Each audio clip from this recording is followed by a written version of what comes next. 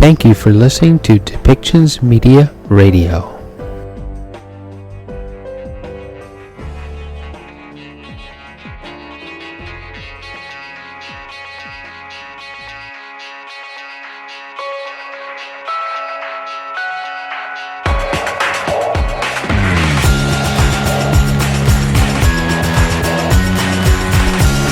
Welcome to Policy and Rights, the show about government policy and human rights.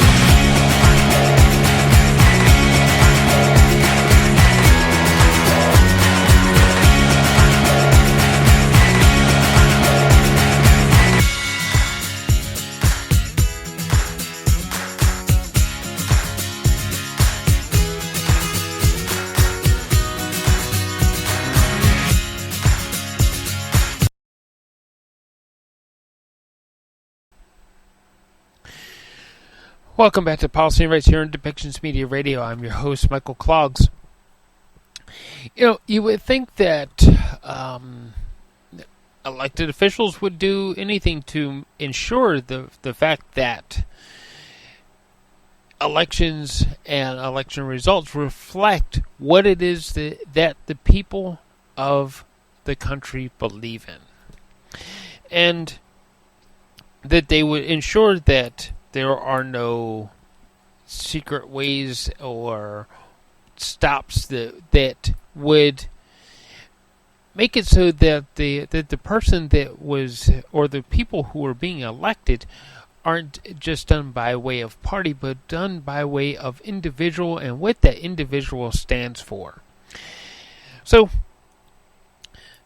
is that the thing that happens when we look at the first past the post system that is being used in Canada? And it gets used across Canada in just about every province, every election that is held, that it is a first past the post system. Or should it be a different system? And we're going to hear Justin Trudeau talking about a ranked ballot system as he's asked questions about that. He's still being asked questions around foreign interference. Now, we just talked about ensuring that the votes are coming out so that it's clearly reflecting what it is that the people of the democracy want. Then how is it that a whole nother country and their government could possibly have an influence on that election if, like I said, if people are doing the jobs that they say that they're doing to ensure the safeguard of the elections, to make sure that it's only being influenced by the people who vote in that country, that municipality, that province, or state, as it were. So there's a lot of questions around that, and a lot of it being asked of Justin Trudeau. It's like, what is going on and how these safeguards are actually being put in place so that we know that only the influence of only the people of the land are involved in those elections. So we're also going to we have a brief recording from Justin Trudeau as he is talking about the wildfire situation in Alberta. We exist in British Columbia. Yes, there are currently about 62 fires in British Columbia that are raging out of control. But it isn't the situation that we had that totally destroyed the town of Lytton, BC. And as it stands right now, that in a particular area of Alberta, they are looking at that same situation that we had years ago that destroyed a town, just flattened it. So,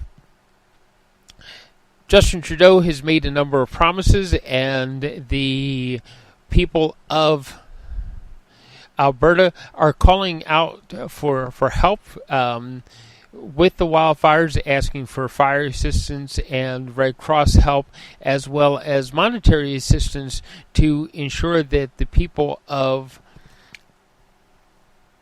towns and areas that are being evacuated are taken care of, that they are kept whole, that families are able to stay together during the whole evacuation process.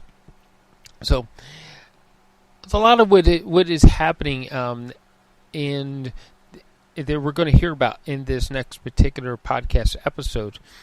So, why don't we switch over to that now and listen to, as we hear Justin Trudeau talking about the electoral system. He's talking about the death of Marc Lalonde, and he will also be talking about, well, everybody else is talking about it, the coronation of Charles III.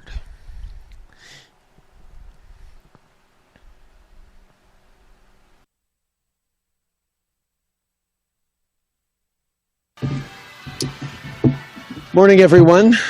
Before we begin, I want to highlight that we have been, of course, monitoring closely the situation with wildfires and floods in Alberta, BC, and Quebec. Obviously, the federal government stands by to support, to help in any way possible. And we encourage everyone to listen to the best advice of local authorities and keep safe through this difficult time. Évidemment, je veux commencer en soulignant que nous sommes en contact direct avec nos partenaires dans les provinces, particulièrement au Québec, en Alberta et en Saskatchewan, et en Colombie-Britannique pour les feux de forêt et les inondations qu'on est en train de voir actuellement. Le gouvernement fédéral, évidemment, sera là pour aider de n'importe quelle façon nécessaire. Et on encourage les gens de rester en sécurité, d'écouter les conseils des autorités locales et de veiller les uns sur les autres. It is a real pleasure to be back in London in this historic moment of the coronation of King Charles III. We have announced today new coins, a new stamp, a new crown, a new flag, opportunities to update this important moment in Canadian history with our new monarch.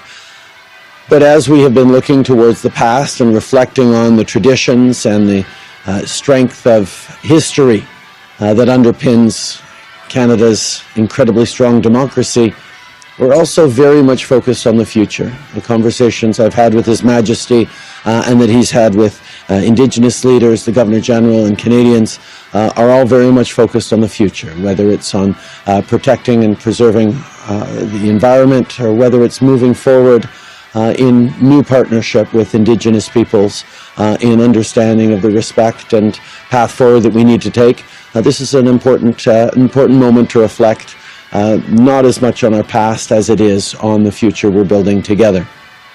This was also an opportunity for me to meet with lots of Canadians who were here, from the young members of our delegation to extraordinary Canadians who've demonstrated their service and their commitments to our country in many different ways, as well as connect with friends and allies from around the world, particularly with excellent conversations with the Prime Ministers of the UK, Australia and New Zealand, as well as other partners from Africa, the Caribbean and elsewhere, where we share common values and common challenges and are committed to working together to build a better future for all who live not just in the Commonwealth but everywhere around the world.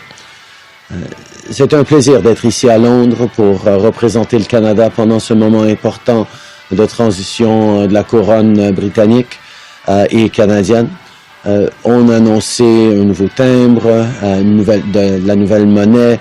On a aussi annoncé un nouveau drapeau et une nouvelle couronne. En plus de 100 000 $ pour la conservation de la nature Canada, en soulignant l'engagement du roi Charles envers l'environnement. Mais aussi, on est en train d'annoncer un programme de 30 000 médailles de la couronne pour souligner le service des Canadiens à travers le pays. Ça a été un moment, oui, de réfléchir à l'histoire de notre démocratie et les traditions qui nous ont animés, mais aussi beaucoup de regarder vers l'avenir, que ce soit au niveau de la protection de l'environnement et lutte contre les changements climatiques qui ont toujours été une priorité pour le roi Charles au cours des dernières décennies, ou encore de réfléchir sur les traditions et l'histoire coloniale que nous avons au Canada et le besoin de s'engager de façon positive et substantielle avec les peuples autochtones pour créer de meilleurs partenariats et un avenir basé sur le respect et dignité de tous. Ça a été aussi un moment de célébrer avec des jeunes Canadiens qui servent leur pays, avec des Canadiens extraordinaires, des historiens, des artistes et d'autres, pour souligner ce moment où, oui, on peut regarder vers l'avenir avec énormément d'optimisme. Ça a aussi été un moment pour être avec d'autres chefs de pays à travers le monde, particulièrement nos collègues et alliés de l'Australie, de la Nouvelle-Zélande et du Royaume-Uni, avec de très bonnes conversations, mais aussi avec des rencontres avec des leaders africains, des leaders des Caraïbes, des gens avec qui nous partageons des valeurs et une approche pour un monde meilleur. C'est un moment important, mais nous restons tournés vers l'avenir. Good morning, Prime Minister Joyce Napier, CTV. Thank you for taking our questions. For months, the opposition parties have been asking you questions about foreign interference, and they're not buying your answers. Why is the issue still dogging you months in? Well, I think there is a recognition, as there has been a recognition by this government, that foreign interference is a serious thing that we have to be acting and engaging with on a constant manner. Since 2015, we've stepped up a number of processes, whether it's an oversight committee by parliamentarians, whether it's an election monitoring process by top public safety and security officials, as we went through the 2019-2021 elections to confirm that we're able to confirm that those elections' integrity held. But we also know that there is more to do, and that's why, because unfortunately it has become very much a partisan discussion, it was important that we brought in an independent expert in the former Governor General to surveil, to look at the entire landscape of everything we're doing on foreign interference and make concrete recommendations and an assessment of how we're doing and what we can do more. Unfortunately, the partisanship of this is clear for all, but Canadians need to know that we all take this seriously, and despite the work that the opposition parties are doing to ask these questions, we're going to continue to be giving them answers. Your Foreign Affairs Minister says there are consequences for evicting a diplomat who reportedly threatened an MP and his family. Can you give us one example of what those consequences could be for Canada? Well, the relationship with China, as we've seen over the past number of years, has been not without very real challenges, whether it's around arbitrary detention, whether it's around challenges to Canada's trade. One thinks of pork, one thinks of canola, one thinks of various real consequences that Canada and other countries around the world have faced in various situations. There are things to consider around this. But at the same time, Canada will never shy away from standing up from our values, for ensuring that our laws are respected, and that's why the Foreign Minister is taking this question so seriously. Bonjour, M. Trudeau, Madeleine Blais-Morin, Radio-Canada. À quel point le risque de représailles pèse dans votre décision au sujet du diplomate qui aurait menacé Michael Chung et sa famille? Et est-ce que ça veut dire que même si les deux Michael sont revenus au pays, cet épisode-là pèse encore dans nos décisions de relations étrangères avec la Chine? Tout d'abord, la responsabilité de tout gouvernement canadien, c'est d'assurer le bien-être, la protection, la sécurité, mais aussi la prospérité des Canadiens. En même temps qu'on fait ça, on doit évidemment être là pour se tenir debout pour nos valeurs et nos principes et s'attendre à ce que nos règles et nos lois soient suivies. Donc c'est une question importante que nous sommes en train de prendre au sérieux. La ministre est en train de regarder tous ces facteurs-là et nous allons continuer d'être là et pour le bien des Canadiens, mais aussi pour représenter nos valeurs et nos principes. Et vous avez dit que peu importe la gravité des allégations, lorsqu'il s'agit de menaces contre un député et sa famille, ça doit remonter jusqu'à vous. Donc, depuis que vous avez donné cette consigne-là, est-ce que vous avez entendu, est-ce qu'on vous a communiqué d'autres allégations au sujet d'autres députés? Je voudrais pas vous induire en erreur et de souligner et de suggérer que au cours des dernières années, je n'ai jamais été avisé de préoccupations ou d'enjeux impliquant des députés au fil des dernières années liés à l'interférence étrangère. Comme vous savez, nos institutions, nos services de renseignement et d'information sont régulièrement et constamment en train d'évaluer les menaces aux Canadiens, à nos institutions, aux organismes, aux groupes communautaires, mais aussi aux acteurs politiques. Je peux vous dire que dès qu'on reçoit quelque information que ce soit qui exige une réponse ou des actions, on prend ces actions ou on s'assure que ces actions soient prises. In English, please. Okay. I can tell you that on a regular basis, I am kept apprised by our intelligence services on threats to Canadians, which include threats to institutions, threats to our democracy, but also threats to individuals, including sometimes political actors. But I can assure you that whenever we get information that requires follow-up or actions, either by the political arm or the intelligence services, we ensure that those actions are taken. Good morning, Prime Minister. The Governor General recently said that Canadians have never really felt great affection for King Charles, and that he has more to do to develop the relationship with our country. Is that your assessment of things, and do you think that the King really has to do more to improve his standing among Canadians? Obviously, it is natural that Canadians had such an extraordinary and deep affection for Her Majesty Queen Elizabeth II, who was an extraordinary piece of history, living history that followed us throughout our lives. She was a constant, enduring presence for Canadians and for people around the world. And obviously, she leaves extraordinary legacy and a challenge for anyone who steps into the important role as monarch. At the same time, I have known His Majesty now for decades as an environmentalist, as someone who has been deeply committed to protecting and preserving nature, as someone who has shown a remarkable openness to understanding the challenges of the colonial history that the Crown has been wrapped up in Canada, particularly around reconciliation. The work that he has done in reaching out to Indigenous leaders over the past number of years, and including again this week, I think shows that he is deeply aligned with some of the really fundamental priorities of Canadians. Obviously, we will have many, many years in which Canadians will get to know his approach and his deep commitment to service, which includes leadership on environment and reconciliation issues.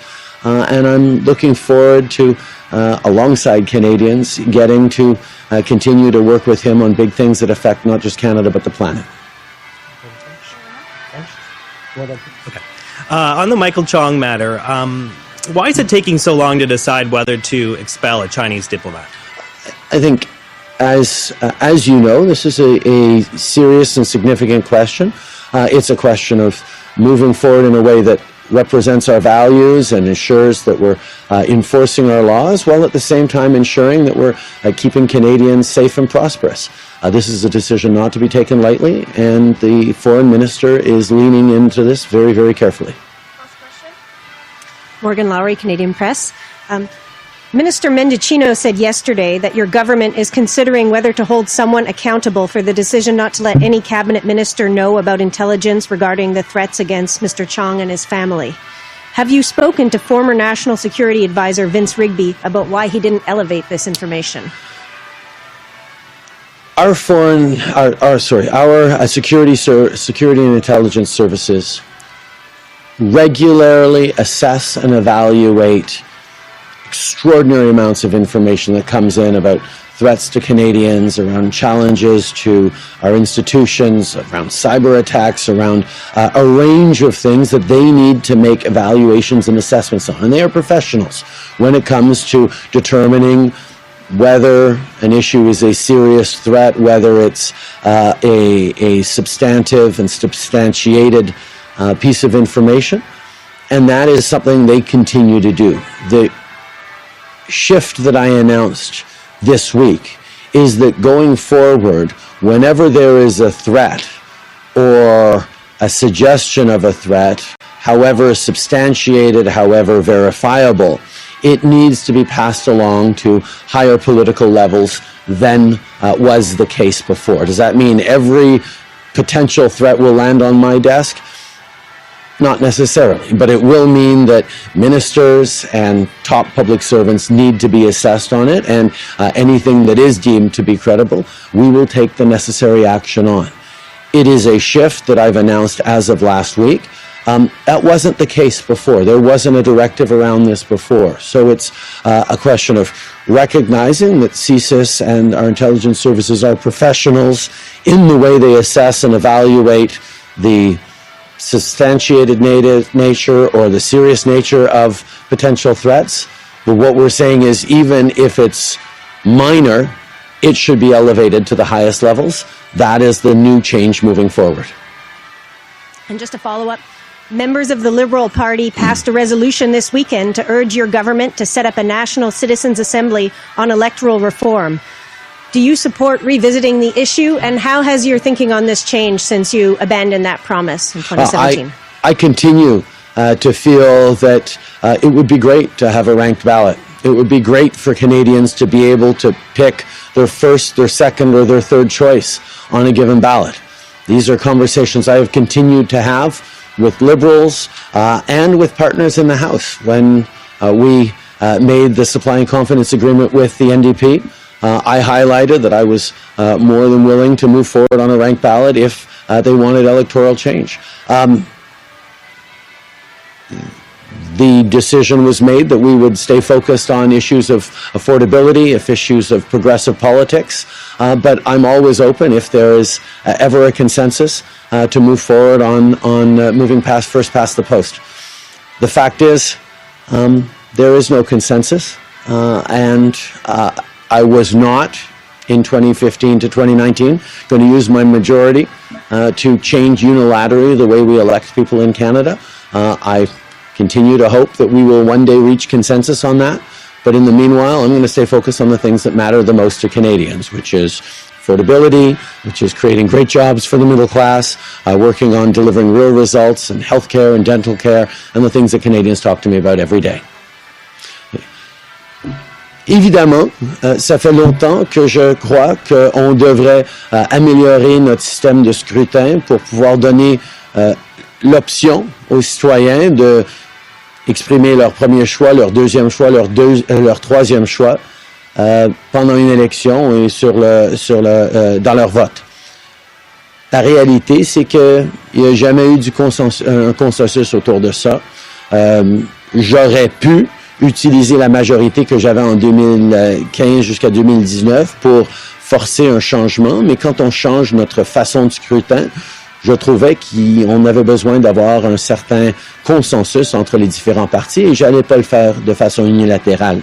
Je l'ai souligné avec nos partenaires du NPD que j'étais ouvert à reprendre la question et d'amener un vote préférentiel, mais ils nous ont fait le choix, nous avons fait le choix tous ensemble de se concentrer sur les enjeux progressistes pour les Canadiens, que ce soit la lutte contre les changements climatiques, l'appui pour les travailleurs et de gouverner de façon progressive.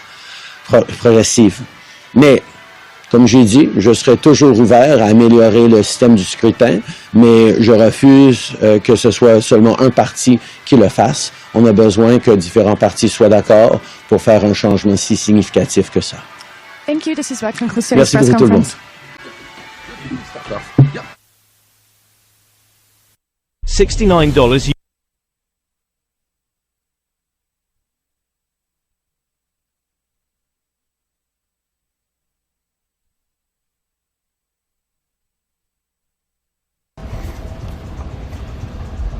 Je veux tout d'abord parler de Marc Lalonde, qui était un grand Canadien. C'était évidemment un grand ami à mon père, mais ça a aussi été un ami pour moi, qui m'a donné plusieurs conseils, particulièrement dans mes débuts en politique. Sa passion pour le service public, sa passion pour notre pays, mais sa passion aussi pour la pensée rigoureuse et son engagement envers le service à notre pays a été inspirant pour moi et pour bien des gens qui ont eu le plaisir de le connaître. Il va nous manquer énormément. Je veux souligner toutes mes pensées, mes sympathies pour sa famille et pour tous qui l'ont aimé comme je l'ai aimé. I want to start with a few thoughts on Marc Lalonde, who was an extraordinary Canadian, brilliant, thoughtful, committed to service. He was, of course, an excellent friend to my father, but he was also a really good friend to me. He gave me counsel and advice, particularly in my early days in politics. And his commitment and passion for this country and for its people was unmatched. He will be sorely missed, particularly by all those who love him, and my thoughts go out to them. I just got off the phone with Premier Smith of Alberta to express the fact that Canadians stand with the people of Alberta as they deal with these terrible, terrible wildfires all weekend. We were watching images from communities affected by these wildfires, and I assured Danielle that we will be there to help. We talked a lot about the different ways the federal government can help, and we will be working to make sure that we're supporting Albertans right across the province as necessary, as we always do. The federal government is there to be there for people. We will continue to do that in Alberta and elsewhere where people are affected by extreme weather events. I want to highlight as well, we will be working with the Red Cross to put forward a matching fund, so Canadians who are watching people go through these extraordinarily difficult times are able to send their support. It's what we do. Canadians are there for each other in difficult times, and we will continue to be. Je veux aussi souligner que je viens juste de parler avec la première ministre Smith de l'Alberta pour d'assurer que le gouvernement fédéral va être là pour aider dans la situation des feux de forêt en Alberta. Les Canadiens savent que le gouvernement fédéral sera là dans les moments difficiles, des événements météorologiques extrêmes, des désastres comme ça. Nous allons travailler avec le gouvernement de l'Alberta pour aider les gens en difficulté. En même temps, je peux annoncer que nous allons mettre sur pied un programme d'aide via la Croix-Rouge où les Canadiens peuvent faire des dons que nous allons doubler au niveau fédéral. On est en train de parler avec l'Alberta aussi sur l'élargir, mais nous allons nous assurer qu'avec la Croix-Rouge, tous les Canadiens peuvent offrir de l'aide à nos amis en Alberta pendant qu'ils passent des moments épouvantables. Merci beaucoup. Introducing the Crowner Seat Cushion, a revolutionary cushion that will transform your sitting experience. People everywhere around the world are talking about its many benefits.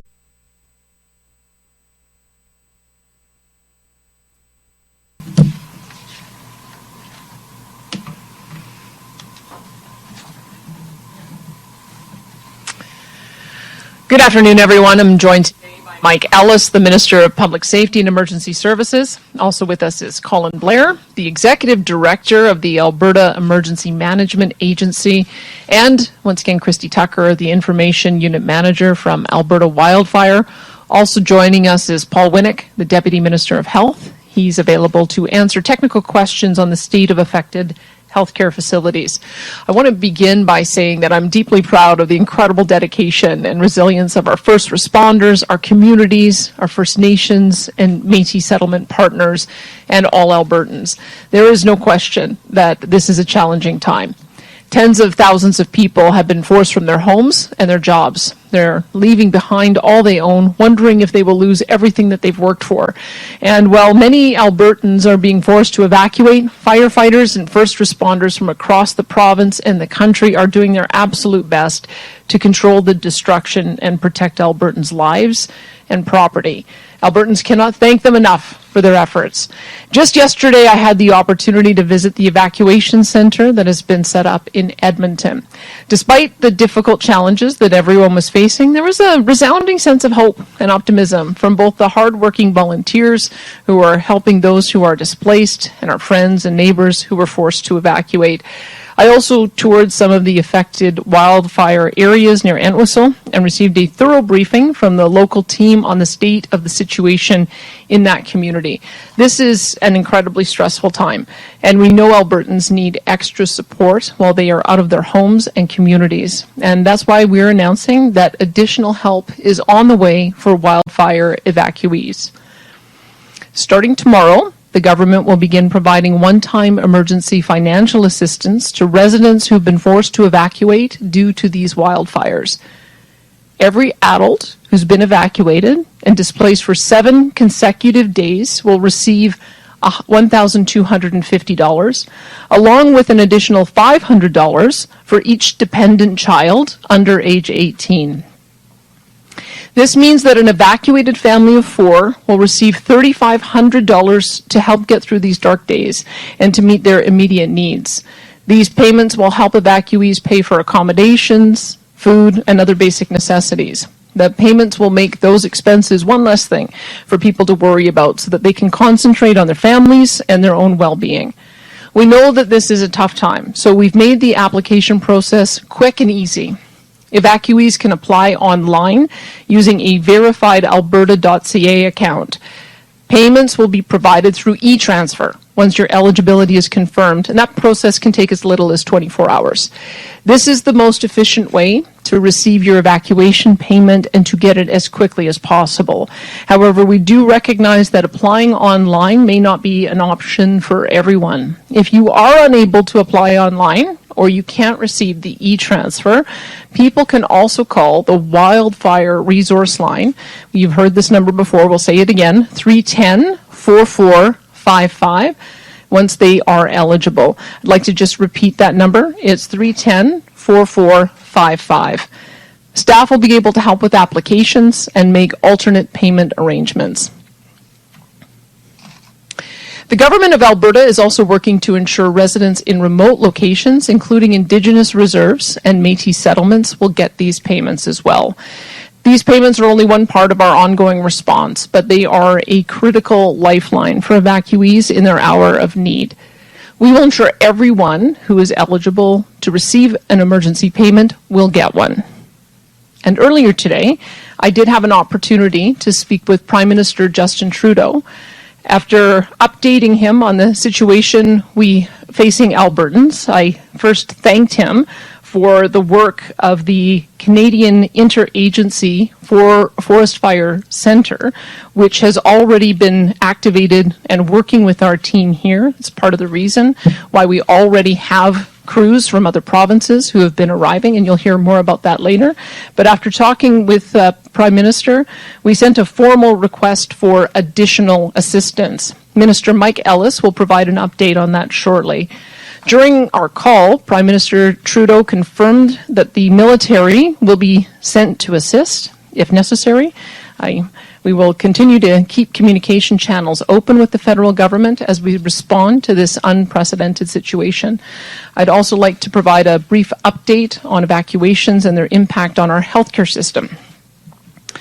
As of this morning, almost 300 patients and long-term care residents have been safely evacuated from 4 Alberta Health Services sites, including Drayton Valley Hospital and Care Centre, Edson Healthcare Centre, Fox Creek Healthcare Centre, and High Prairie Health Complex.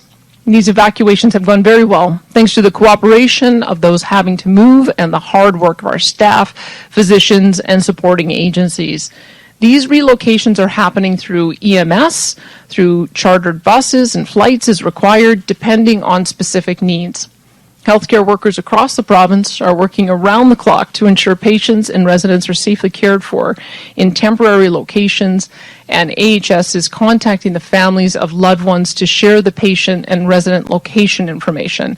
And I want to be clear, despite these evacuations, our healthcare system is still well equipped and will continue to meet the needs of Albertans from all corners of the province. I want to thank our frontline staff, leaders, and physicians who have come together to support the response across Alberta Health Services, and especially to those who've been evacuated along with their families. Over the past few days, we have heard countless stories of individual Albertans stepping up to lend a hand. Whether it's volunteering, making a financial contribution through the Canadian Red Cross or another charity, or donating clothes, Albertans have demonstrated their generosity and sense of caring throughout this unprecedented situation. And any Albertan who donates a cash contribution can receive a non-refundable charitable tax credit on their first $200, thanks to a 60% charitable tax credit from the province and 15% from the federal government. We made that recent change in Budget 2023. We've also seen various companies step up and provide generous contributions in support of the current situation. I'd like to quickly acknowledge TELUS, who today made an initial commitment of $5 million in cash and in-kind donations to local charities and organizations supporting relief efforts and first responders. And the Edmonton Oilers Community Foundation will be dedicating net proceeds from the Oilers playoffs 50-50 starting tomorrow, May 9th, until the end of round 2, to the Canadian Red Cross in support of the humanitarian effort to help Albertans affected by these wildfires. Additionally, during my call earlier today, Prime Minister Justin Trudeau confirmed the federal government is working with the Red Cross and will match donations. On behalf of the Government of Alberta, I want to thank everyone, both individual Albertans and companies, who have contributed to the support of this emergency. Finally, before I conclude and turn over to Minister Ellis, I would like to make a call out to anyone who is trained and qualified in firefighting who would like to be and would be willing to volunteer. If you work for a private sector company, if you are firefighting qualified and you are willing to lend a helping hand, please email emergencysupportoffers@gov.ab.ca. That's emergencysupportoffers@gov.ab.ca. Government officials will assess your qualifications and let you know how you can help play a role in responding to this unprecedented fire season. Thank you, and I'd now like to invite Mike Ellis to share some opening remarks. So again, thank you, Premier, and good afternoon, everyone. So I want to express my support to all Albertans who have been evacuated and in their communities, those who are in the process of being evacuated, and those who are beginning to return home. We stand closely with you during this very challenging time. Thank you again to all of our frontline, especially those firefighters and first responders who are working tirelessly to protect Albertans, their homes, their communities throughout this emergency. And a big thank you to the volunteers and those who have offered support to their fellow Albertans. The resilience and compassion of Albertans in the face of adversity represents the very best of this province. The top priority of Alberta's government is and will continue to be keeping Albertans safe during this state of emergency. As you've all seen over the weekend, this is a rapidly changing situation, and we continue to take steps to respond to situation as the need arises. The Alberta Emergency Management Agency is coordinating with all impacted communities to respond rapidly to the fires and their effects. I continue to have great confidence in our emergency responders and the important work that they are doing across this province.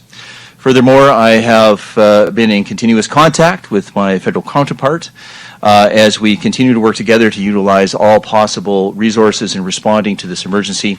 Earlier today, I did send, as the Premier mentioned, I did send a letter to Minister Blair and Minister Mendicino outlining our request for federal assistance. We've asked the federal government to provide support in the following areas. Number one, the provision of firefighting resources, the pre-positioning of strategic airlift resources for the evacuation of isolated communities, engineering supports along with heavy equipment resources, water purification resources, the continued assistance of additional Royal Canadian Mounted Police to support security and evacuation as required, the costs related to the RCMP operations within the province for the wildfire response, the provision of the military personnel to provide a measure of security for evacuated communities to guard against looting and disorder, an exemption from the federal requirements to extend flight hours for air support related to firefighting and required evacuations, reimbursement of costs related to expenditures for supporting First Nations communities impacted by wildfires and constructions of those communities, flexibility and exceptions where applicable for the Albertans receiving employment insurance, as well as rapid enrollment for those being evacuated or businesses closed because of the wildfires.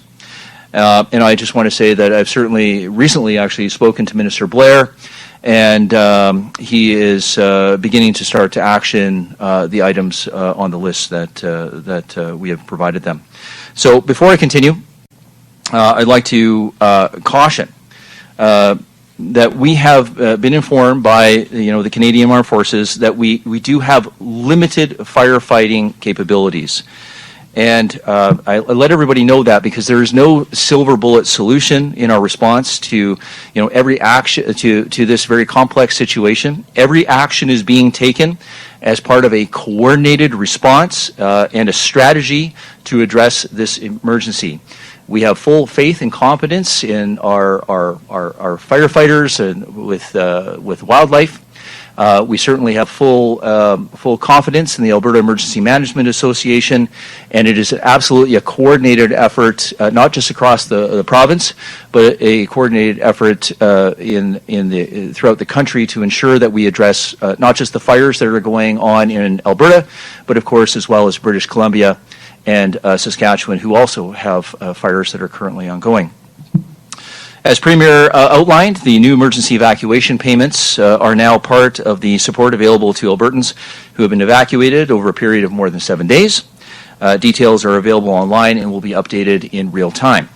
Evacuees can visit alberta.ca/emergency to apply for their payment using a verified alberta.ca account.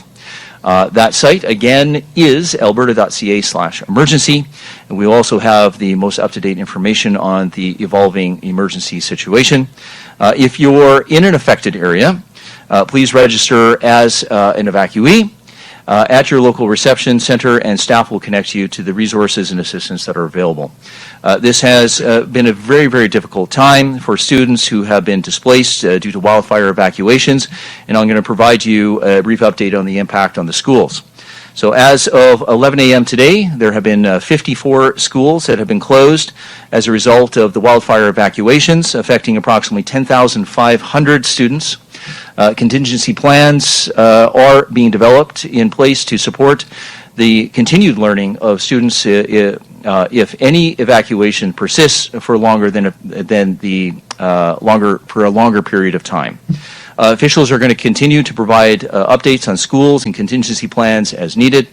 And now, as this weekend has shown, the emergency situation is constantly changing. So I want to be very clear to all Albertans, whether you're close to an area that is currently impacted or not. Again, I'm going to repeat this. It is immensely important to take the steps that are necessary to prepare yourself in the event that you have to leave your home due to an emergency. You can never be too prepared. And there are great resources available at alberta.ca if you need an idea of what you may need to start with.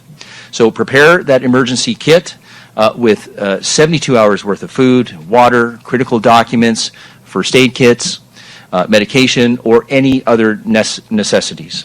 I understand in times like this, this is very distressing for everyone. So I want to remind everyone also that help is available to any Albertan who is struggling with mental health concerns that they might be facing at this time. You can call 211. 211 is available day or night to find mental health supports and programs to support your wellness no matter where you are in this province.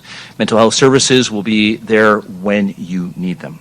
Albertans seeking counseling supports can also visit counselingalberta.ca to access same-day counseling services with low or no fees.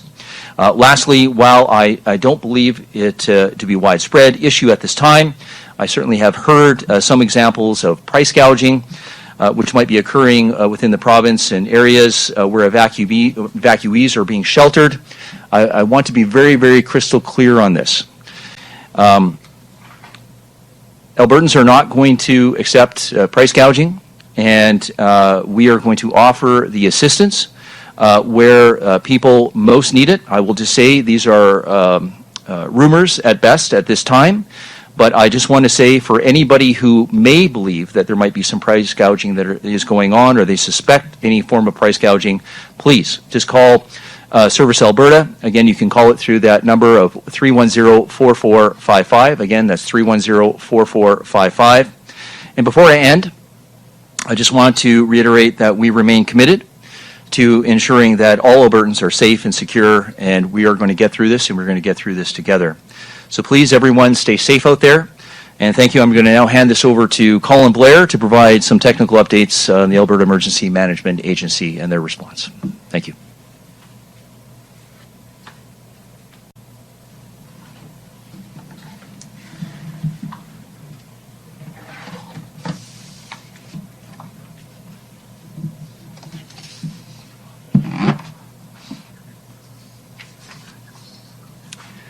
Good afternoon, everyone.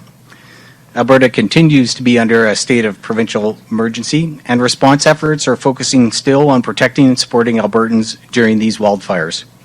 The Provincial Emergency Coordination Centre continues to coordinate the response and remains at level 4, which is the highest level. We now have 98 active wildfires burning in the province. In addition to the provincial state of emergency, there are 17 states of local emergency, as well as 2 band council resolutions. We strongly encourage all Albertans to download the Alberta Emergency Alert app so you get alerts right to your phone. At this time, there are 15 evacuation orders in place with more than 29,000 individuals safely evacuated from their homes, and 10,000 evacuees have registered at 11 reception centres. I highly encourage all evacuees to register. If you're not able to attend a reception centre, then go to the Wildfire Emergency Updates on alberta.ca and register online. Evacuees who require assistance can also call the 310-4455 for wildfire and evacuee-related information. As of this morning, the evacuation order for the town of Edson and some areas of Yellowhead County from Marlborough to the Chip Lake area have officially been lifted by the municipality. People have asked about re-entry. Let's be clear. There's a process for re-entry, and it is crucial that evacuees follow the direction of the local authority. When each local authority's incident commander has determined that a community is safe, then efforts will shift to planning for re-entry. We continue to work with partners in all levels of government to deliver emergency supports as the situation continues to evolve and change. It's important for all Albertans to check the latest information on the status of the wildfires in their communities, as well as any evacuation alerts and orders.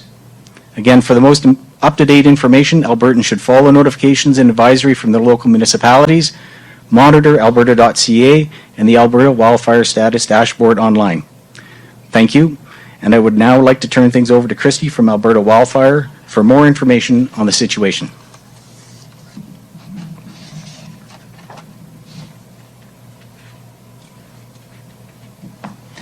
Thank you, Colin.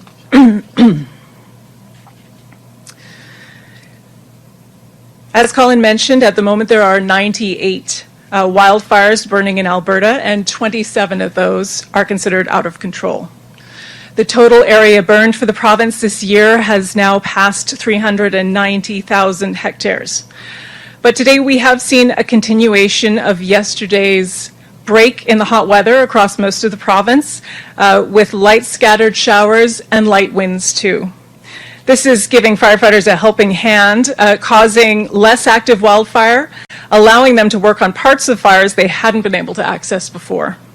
It's a much needed chance to make progress on some of these powerful, challenging wildfires. But we're not out of the woods yet. We're expecting to warm up towards the weekend, which could raise fire danger levels again, and we anticipate the wind direction could shift, which will change how we tackle these fires. Alberta currently has over 700 wildland firefighters, along with heavy equipment and air tankers responding to wildfires in the province.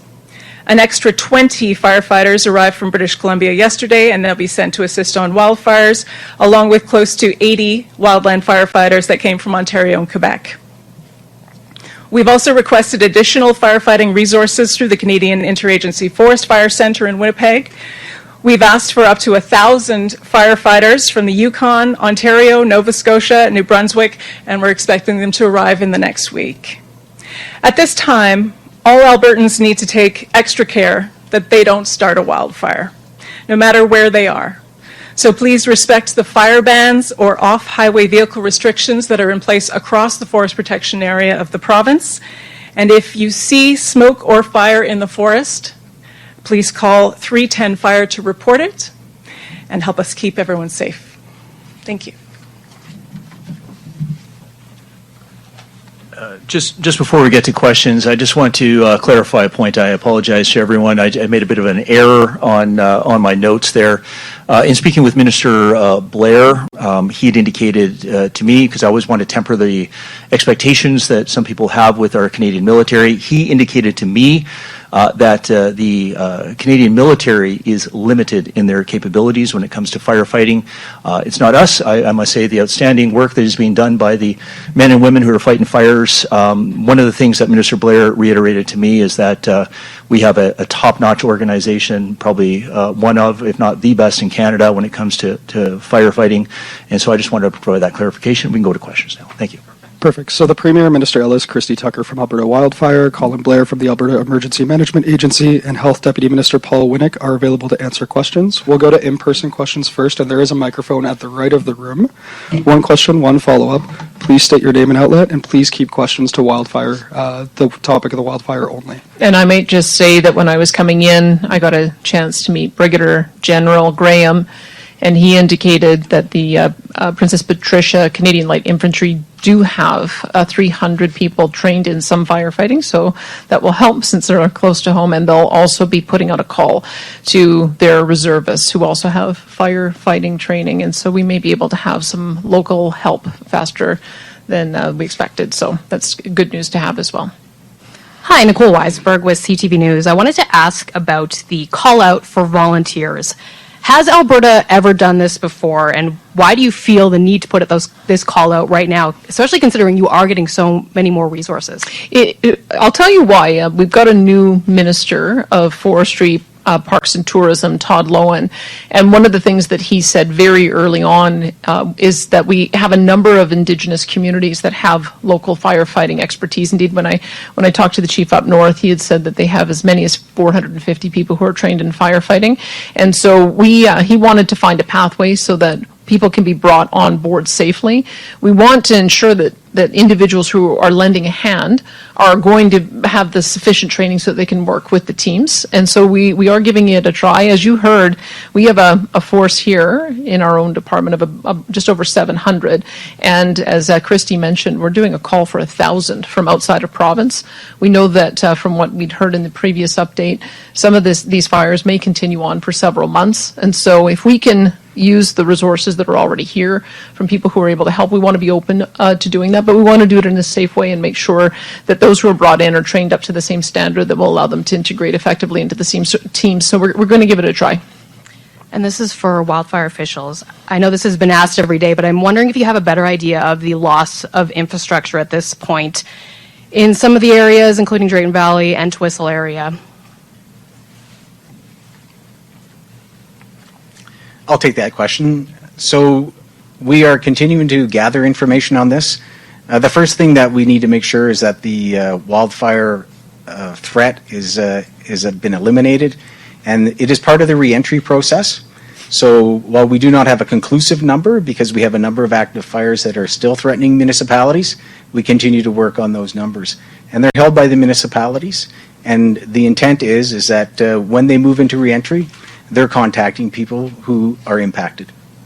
All right, we're going to go to the phone lines. For Radio Canada, we do have a French translator, so we'll just ask that you ask your question in English when we get to you. The appropriate official or cabinet member will answer in English, and then the translator will provide a French response. So, operator, could you please put through the first caller? Thank you. First caller is Tyson Fedora, CPP Calgary. Apologies here. I thought it was going to be a little later down here. But, Premier, I just want to ask you, you were vaccinated in Arizona. You and your husband operated a restaurant in High River at the time of the comments that have been circulating. You were following these so-called tyrannical measures set out by your predecessor, Jason Kenney, called the Restriction Exemption Program. So you have to ensure guests are vaccinated before dining. If you say vaccinated Albertans are followers of Hitler, would you include yourself as Premier as a follower of Hitler? And why didn't you stand up against those measures from Jason Kenney? Well, I've issued a statement regarding my comments. I've always remained a friend to the Jewish community, to Israel, and to our veterans, and I would ask you to reach out to my office for a copy of my statement. Do you have an on-topic follow-up question? I'm good. All right. Operator, could you please put through the next caller? Thank you, Steve Kaiser, Global News. Good afternoon. On top of the question here for, I'm not really sure who. I'm thinking Minister Mike Ellis may be best positioned to answer this, maybe the Premier. I'm just wondering about this escalation to the military. Why are we not seeing military resources being deployed right this second? You know, a lot of people were saying that we should have seen it last week, and now this week. My understanding, based off what you guys were saying, is that there is still sort of escalation planning happening. When will we see those extra resources out there helping people that are being displaced? Well, I can tell you that I came in today and I was delighted to see that the Brigadier General Graham was already here, saying that they had already prepared to activate their forces as needed. He introduced me to several members of his team, including the head of the Princess Patricia Canadian Light Infantry, and indicated that they had 300 firefighters that would be willing to be put or able to be put into service. The issues that we'd asked of the Prime Minister was to do an assessment of where our military would best be able to help. And as Minister Ellis mentioned, we talked about firefighting. So that was one issue. I spoke with Brigadier General Graham about doing engineering. One of the things that I observed when I went out to Parkland County yesterday is that there are fire guards that are created with 12 meter wide, and they have the capacity to do that kind of work as well. And the third area that I had asked about was whether military could be deployed to assist in making sure communities that were evacuated were safe. And that's an area that would require a little bit more work, but it sounds like they are ready, willing, and have the capability to do those first two items. And the fact that they met me here today says to me that the message got through. I just need to be clear on something, though, is that I spoke with the Prime Minister and just pointed out that the interagency Forest Fire Center has worked extremely well for us. I asked him about how long it had been in operation, and we've had it in operation in our country since 1982, and that's the way in which all of the various firefighting resources have been coordinated, and he acknowledged that. I think that the coordination has been even better since the Fort McMurray fires. So the agencies have been working on trying to get deployment of those resources here right from the beginning. That's part of the reason why, with the requests that are out, we're already beginning to see those extra resources arrive today. A couple more areas that I thought that the Prime Minister might be able to assist with is the firefighting capability potentially within Parks Canada and maybe within CP and CN Rail, which are federally regulated entities. So there's, I think that because we're seeing that the need is so high that it might continue on for a long period of time, we wanted to make sure that all of the resources were available. But I think that the Interagency Forest Fire Center has done a tremendous job of making sure that we've gotten the resources that we need. I wonder if Christy might want to comment on that. We work very closely side by side with our colleagues across Canada, and certainly the calls to the Interagency Forest Fire Center happen on a weekly basis, even outside of wildfire season. We're always talking to our colleagues, and we're talking on an operational level. So those decisions are made in between wildfire specialists, and when a fire breaks out somewhere that we know we realize we will need extra assistance with, those calls are made right away. And I know that our colleagues across the country and abroad are always there waiting to send us some help. Saif, I would just further add to this is that we have to put in trust our incident command teams. So all of these fires that are unfortunately all throughout this province have incident command teams that have been assigned to them. And when they request more resources, we make sure that we get those resources to the folks that are on the ground. This is, in proactive measures that we have done, what the Premier's done, what I have done, which is to reach out to the federal government to make sure that we have these resources available to them is exactly what we're doing. However, just remember that the person in command of any critical incident is that incident commander. So we have to put trust and faith in them and what they're doing. We have fantastic people in the province that have been doing an outstanding job. We brought in people not only nationally but internationally who are incident command and incident command teams. And if they're requiring more resources, we as the government are making sure that they're having the necessary resources available to them. Saif, do you have a follow-up question? I do, Colin. Thanks. Apologies, I'm going to cheat a little here and ask two questions, just for either the Premier or the Public Safety Minister.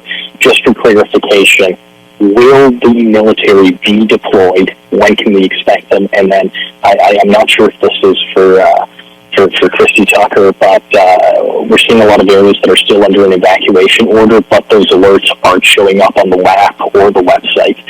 Why is that? And again, apologies for asking two questions there, but I believe the second is a bit of a public safety thing. So thank you.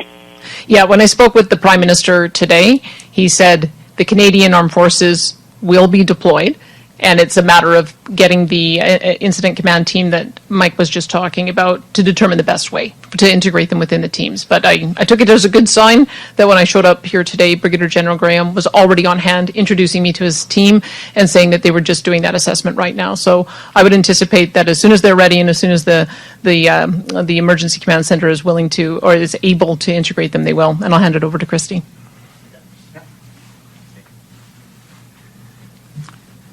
So the Alberta Emergency Alert System is working well. It's a national system. We work closely with the telecommunication companies, the national regulator, as well as several hundred users across the province. We have a few things that we're working on to try to fix it, and we're bound and we're going to make this work much better. I think the information that might be missing on there, we're going to be resolving that in fairly short order. All right, operator, next caller, please. Alana Smith, Rowan Mail. Hi, thanks for taking my question. I think this one's for Premier Smith. So some evacuees, like those in Edson, won't be eligible for these type of one-time emergency payments. So I'm just wondering if you can explain to everyone kind of how you landed on this eligibility criteria for the emergency payments. It was a matter of policy from the previous government and grandfathered in. We did an assessment in 2020, and in 2020 the policy was set at the time to make emergency payments available after 7 days of evacuation. I think part of the issue is, number one, Red Cross comes in, and I was at the Expo Center. Red Cross has done a tremendous job of connecting people with hotels for the first 3 days.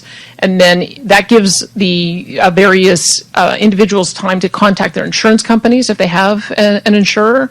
And speaking with many of the insurance companies, part of what they were waiting for is us to do a provincial emergency declaration so those funds could continue to flow. So we wanted to make sure that we were able to fill any gaps, and that's part of the reason why it's 7 days. When a family's been out of home for longer than 7 days, that's when I think additional strain and pressure comes on. So that may be the reason behind the original policy. We just wanted people to know that it was going to be at the same level that it had been in previous years, $1,250 for each adult, $500 for each child, and that we have a simplified process to be able to apply. Our emergency cabinet committee is meeting every morning, and so if we find that there is some unmet need, we will be able to address that. And do you have a follow-up? I do, yeah. My follow-up's for Minister Ellis.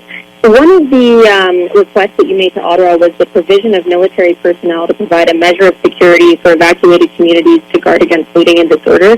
RCMP said on Saturday there was one instance of, say, a break and enter. I think a couple folks were arrested in that instance. So I'm wondering how big of a concern is this, and how many military folks would you think Alberta needs to address this? Yeah, I mean, we'll allow the incident command teams to make that assessment, working with, of course, the Brigadier General as to what the need is. Obviously, there are some concerns. I agree with you. I've heard the one. I hope that there is not more, but typically in these situations, we want to err on the side of caution. One of the things that the military has expressed that they can do is to certainly help or augment our folks in the RCMP just to provide that visible presence in the communities to ensure that the people know that there is a level of public safety. All right, operator, could you please put through the next caller? Arthur Green, Western Standard. Thank you for taking my question. Just a quick question. How many military personnel are headed this way? And is military police part of that personnel? I just had a brief conversation with Brigadier General Graham when I came in today, and met with the head of the Princess Patricia Canadian Light Infantry. They were the ones who indicated that here on site in Alberta, within their ranks, they have 300 individuals who have been trained in firefighting. So I think that would be the optimal situation, is if we have military personnel who are already here, if they can be brought into service, and that's something that we'll leave with the Emergency Command Center to figure out the best way to make use of those talents. Do you have a follow-up, Arthur? I do. We put call for volunteers to help. Once these volunteers arrive, how will we be supported? Like, how will we feed and house them? How will we feed and house volunteers, did you say? Yes. Oh.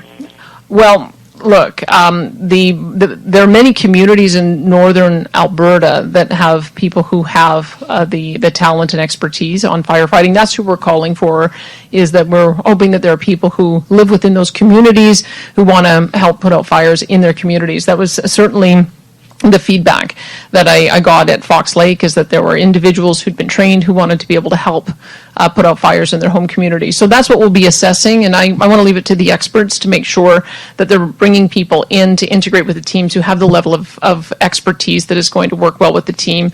You certainly don't want to bring in new people who are unfamiliar with how to do this kind of firefighting, because that could then end up creating a situation that's dangerous for everyone. So we wanted to make sure that, because we know we have such talent in this province with individual firefighting in private sector companies, as well as non-for-profits, as well as First Nation communities, we just want to be open to seeing if there are individuals in some of those existing rural and remote communities who can integrate into our existing teams, so that we have as many hands on deck to fight these fires locally as possible, so that we can reduce the overall cost of the things that you'd mentioned. Thank you. Operator, could you please put through the next caller? Carly Robinson, City News, Edmonton.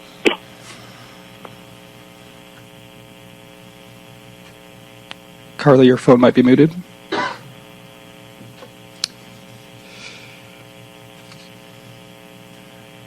Okay.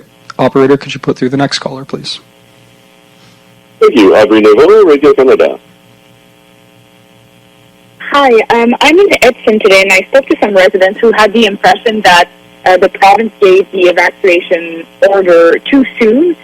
Some disagreed, but what lessons did you learn maybe from previous fires like Fort McMurray on the timing of the evacuation order having to be given? I'll ask Colin to take that one. I'm going to start with, I think it's a bit premature to start considering what kind of lessons we're learning from this. I did mention yesterday that I thought it was prudent that the local authorities took the right action based upon the imminence of the threat. I think, an ounce of prevention is better than a pound of cure. So my early remark on this is that I think it's too early, and we'll have to have a look at lessons learned when we get this event over. And we do have a French translator here to answer that in French. You can just come up and take my microphone if you'd like.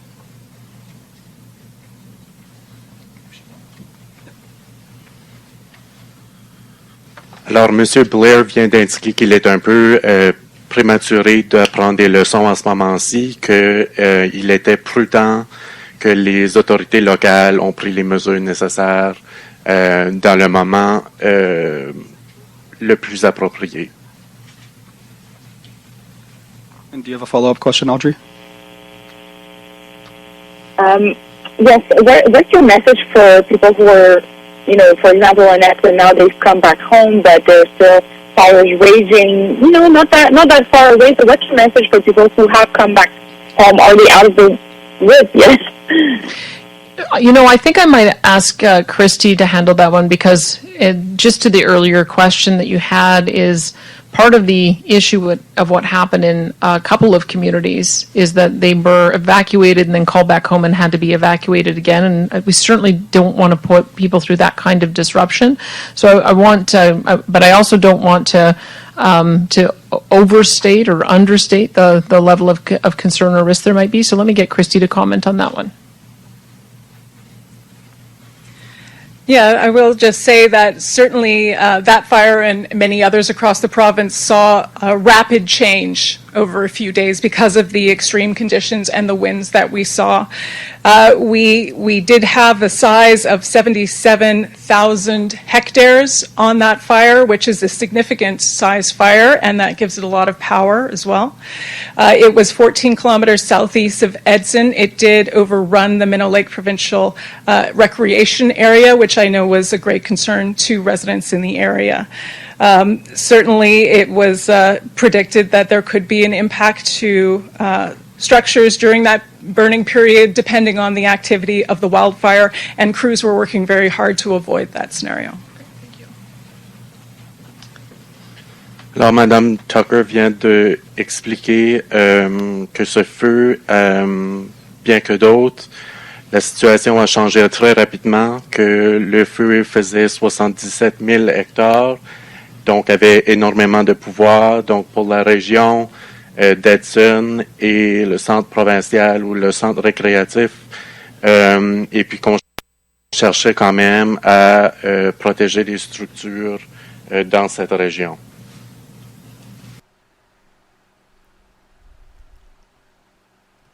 So thank you for listening, everybody. You've been listening to Policy and Rights here on Depictions Media Radio.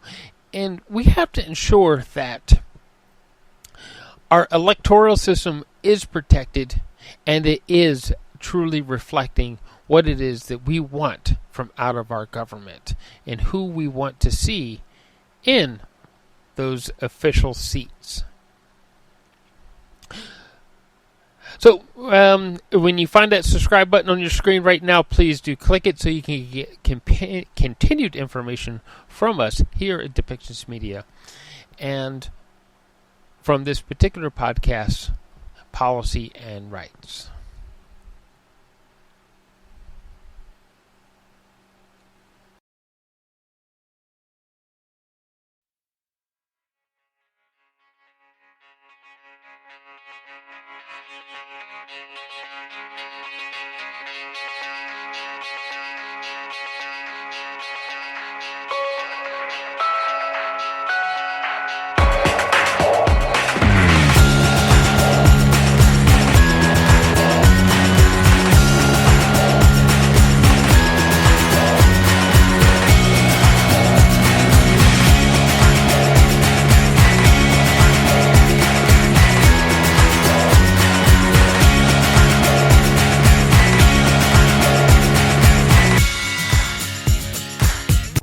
This show has been produced by Depictions Media.